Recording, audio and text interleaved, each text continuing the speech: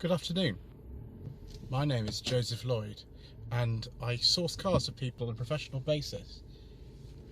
Although most of the cars I source are between £1,000 and £5,000, very often I've been asked to show something a little bit cheaper on the channel, and so I came up with No Budget Reviews, the series where we look at cars that you can buy in good condition with an MOT for under £1,000 and you can enjoy driving.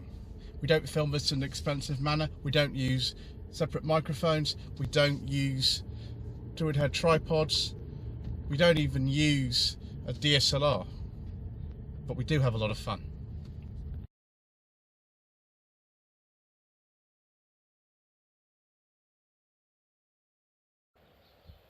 Well viewers, you really seem to like Rover 600s on this channel, and this is the fourth one we've actually had. It's a 618i, and before you say you've had a 618i on the channel before, I have, yes. But this is a manual one. The last one we had was an auto. We've also had a 620 GSI before, which was in this colour. I used to own that myself. And a 620 SLI that was owned by Mr. Coleman, a British mechanic. A lot of people say that the design of the 600 has aged quite well, and I think it has, actually. This is owned by the family of Hayden, who is on the Mark II Granada Instagram account. We've actually got two of these and a spares car. Both of the ones on the road are 618i's in this colour. They're both manuals. This is the one that is in, I think, slightly better condition than the other one, which is why they've offered this one to me for review. Originally from sort of southwest London area, I think GC, sort of common, older southwest London suffix. This car's had a fair bit of work done to it, actually. The spares car has donated several parts to this, including I think the wing and the door and things like that, which is why the wing doesn't quite sort of match up with the door. There's a bit of a gap there which needs to be addressed at some point, but actually it's not in bad condition. The corrosion on these, which is rampant, you know, given we're about 25 years after this car was made, isn't there. The paint actually is similar to the one that I had, although it's a bit better actually. It's a little bit on the sort of flat side. I think the person who repainted the car didn't maybe do the best job. It was only a few years ago. But yes, I think they've actually aged quite well based on the contemporary Honda Accord that was built in Swindon at this time. The European market won, the Americans got a different one. It's one of the most successful sort of fruits of the Rover Honda partnership that happened to sort of end a couple of years after this car was made, when BMW took over in 1994. Sorry, no, this car was made and introduced. Stop rambling on, open the boot. Oh, maybe needs that key. There we go, I have the key. Look at the size of this, absolutely huge. Because this is a later 618i, it's actually got the folding rear seats. The early ones didn't get that. So we've got a little bit of surface rust and a bit of water coming in here. It does need some work, this car, just to sort of finish it off. But these cars are still available for No Budget Reviews money. And you know, you've sort of huge sort of loading areas, a bit of a sort of hump down there, but I know from having driven mine, I drove mine on the Santa Pod Challenge actually in 2019. You can fit all sorts of things in here. They're quite comfortable as well on the longer journeys, actually. Biggest problem with these is actually, you know, finding one. Which is probably why they're holding on to so many in the family, because you just can't find these anymore, really. Unlike the previous car, which had a leather interior, this has just got a cloth interior, and it all matches up, which is nice. No wood on this particular door here, although because that one's off a higher spec model, which is the spares car, that does have a wood strip on the door. This does not. One of the things that's a problem though with these cars is the rear legroom is not very good. it's surprisingly bad for such a large car.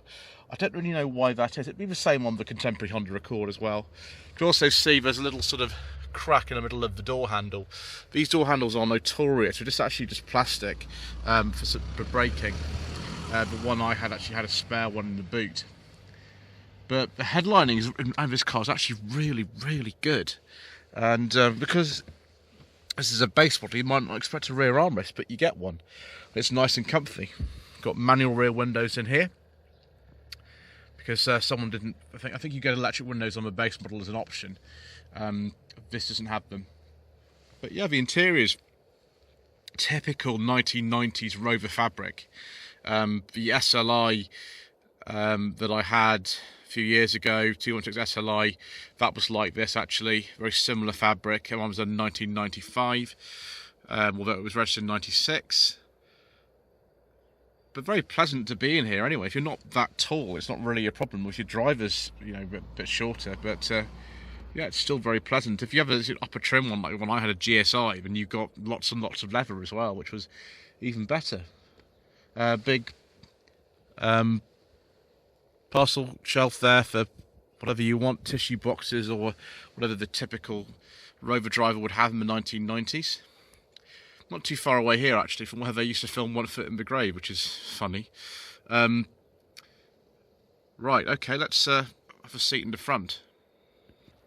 So maybe not the most spacious in the rear for this size of car, you know, going up against a sort of, you know, Mondeo and 406 and things like that.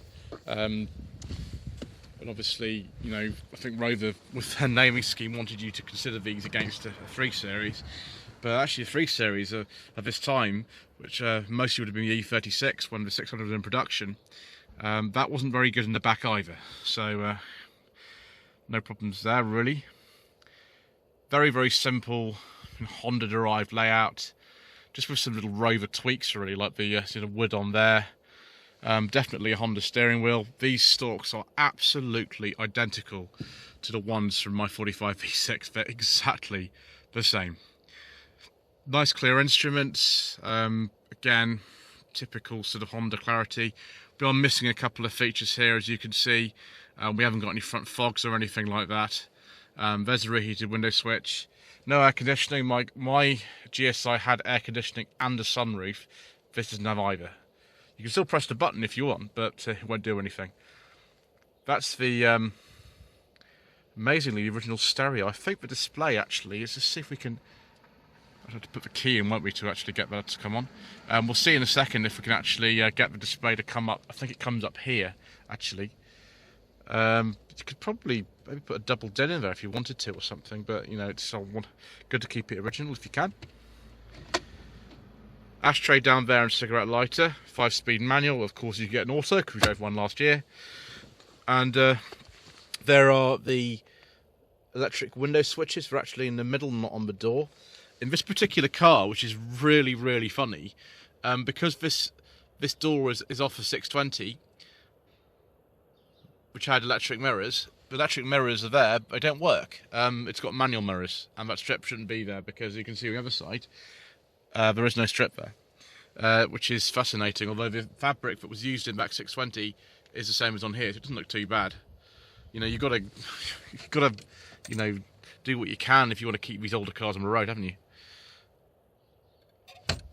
Nice coin trend there, felt lined. Let's see if my secret mission documents go into the glove box. I've forgotten if they do in a 600 now. No, viewers. They go in there, and I think this is a later car, so it has the slightly different door cards with the bottle holder there, which is good, because otherwise you don't have any form of cup holders whatsoever. We've got the centre on, which is actually sort of a fabric at the top as well, which is nice. Putting all your storage tapes or whatever. The storage tape, I mean, for storing your tapes. It's a better thing to say, isn't it? Right, viewers, before I get any more tongue-tied, I think it's time to go and have a look under the bonnet. Goodness gracious me, viewers, it looks really clean under here. My 620 did not look like this, despite being about the same age as this, and also the same colour. Good old Honda F series engine here. This is a 1.8 version of it, generating about 113 horsepower. I think someone's put a new oil filler cap in there as well. These do leak around the cam cover gasket, which is what mine was doing. I think someone's also repainted this exhaust heat shield as well. So yeah, it looks pretty good under here, to be honest. Can't see any rust or anything, which is notorious on these cars. Pretty easy to work on. There's the gearbox. If this was a 620 Ti, by the way, the gearbox would be on the other side. It's one of two cars that I know of. There might actually be more. Yes, three, because the 400 HHR and Rover 45 are like this too.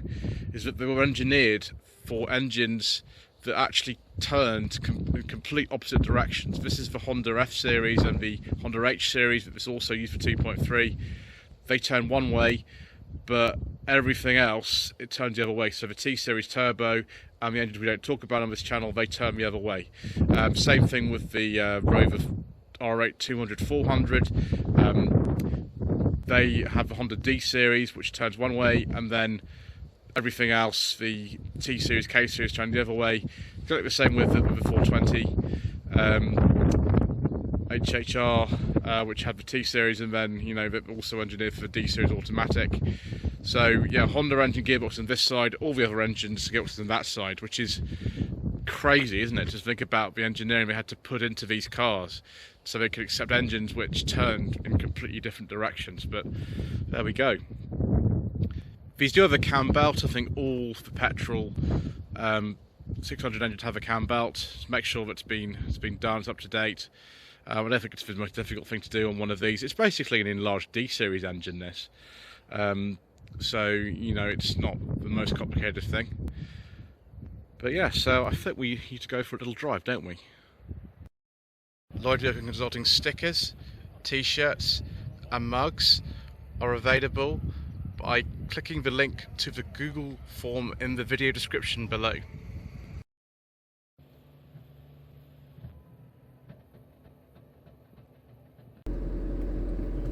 Right, viewers, off we go. So the type of Accord that this is based on was known in some markets as the Ascot Innova for some reason. I don't quite know why. It wasn't built in Ascot or anything. So when the car was launched, it came with a choice of 3 petrol engines, 2 2-litre units and a 2.3. The 2-litre units developed under 115 or 131 horsepower. The only 2 litres I've driven actually in this series have the 131 horsepower engine. That engine is really not very economical with the automatic gearbox. I wanted an economy challenge during the Centre Pod kind of affair back in 2019, and it did really very badly. The manuals are better. Later on in the production life of the car, this 1.8 litre engine was introduced in the 618, developing a little bit less than the 115 horsepower in the base 620, 113 horsepower. There was also a 2.3 Honda H series engine in initially the 623 GSI and 623 IS, which is about 158 horsepower. The most interesting 600 for most people, though, is the 620 Ti. Now, unlike all the other petrols, it was not a Honda engine. It was actually a Rover T series engine, turbocharged one, which spins in the opposite way to this, and that developed 197 horsepower. There are also some diesels available, but as usual, due to controversial government legislation and all kinds of other reasons, we don't talk about diesels on this channel. What we do talk about is just the very pleasant character that this car has. Oh, the air freshener's fallen off again. Viewers. It rides quite well. The handling is actually alright. The steering is the biggest problem in this car. in the sense that it just gets too light when you go fast. It just loses all its feel for some reason. The 620 Ti has a different type of power steering system, and that it gives a bit more weight as you go faster. This one, I know from having driven these on the motorway and things, you just lose all the steering feel the faster you go, and it's a bit disconcerting really. This gearbox is actually better than the one that Mr. Coleman's 620 SLI had. Don't tell him that, but considering this car's done almost 100,000 miles, it's really not that bad. Clutches have been replaced in this, and that feels honestly pretty good. I was told it was a bit sharp, but in comparison with an absolute load of other cars I've driven, the clutch and gearbox are pretty good. Some of the engineering in this were into the Honda Prelude, so which is interesting as well. But yeah, it just feels like a very, very big Civic saloon. That's really not a bad thing. Civic saloons had very, very good ride and handling. But yeah, the most desirable one is obviously the 620, because that's the fastest and you know, the most powerful. You know, absolute and utterly terrible torque steering though, despite the best efforts of the engineers. But you know, this is pretty good too for the base model in terms of the equipment and also in terms of performance. I think it's pretty good.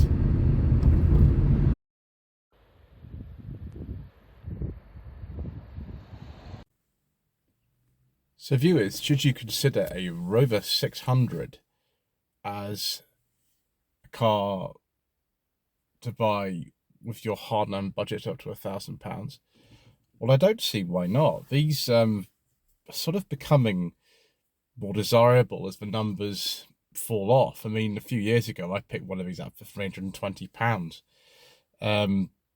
This one, I think, is worth considerably more than that. I hope, you know, they sort of finish off a sort of bit of project they're going to be doing on this, because it does seem quite agreeable to me. They're not necessarily the sportiest car to drive, apart from maybe the 620 Ti. They don't have the best rear legroom, but they do have a sort of quality about them, this kind of roverness that was present in these cars that were made in the sort of early to mid 90s. And that's why, you know, things like the R8 200 and 400 were very successful. The R3, which replaced the 200 with another 200, was also quite successful for Rover. And this car itself, they depreciated very, very poorly when they were new. So actually, the ones that you'll find around now don't tend to be worth a lot of money even now. So yeah, check for rust, check those mechanical bits, and make sure this window's not broken, which most of them are. And you can have some fun for not a lot of money. Anyway, thank you very so much indeed once again for watching this episode of No Budget Reviews. Please don't forget to subscribe to the channel, like this video, leave a comment below, and we shall see you again soon for more inexpensive motoring.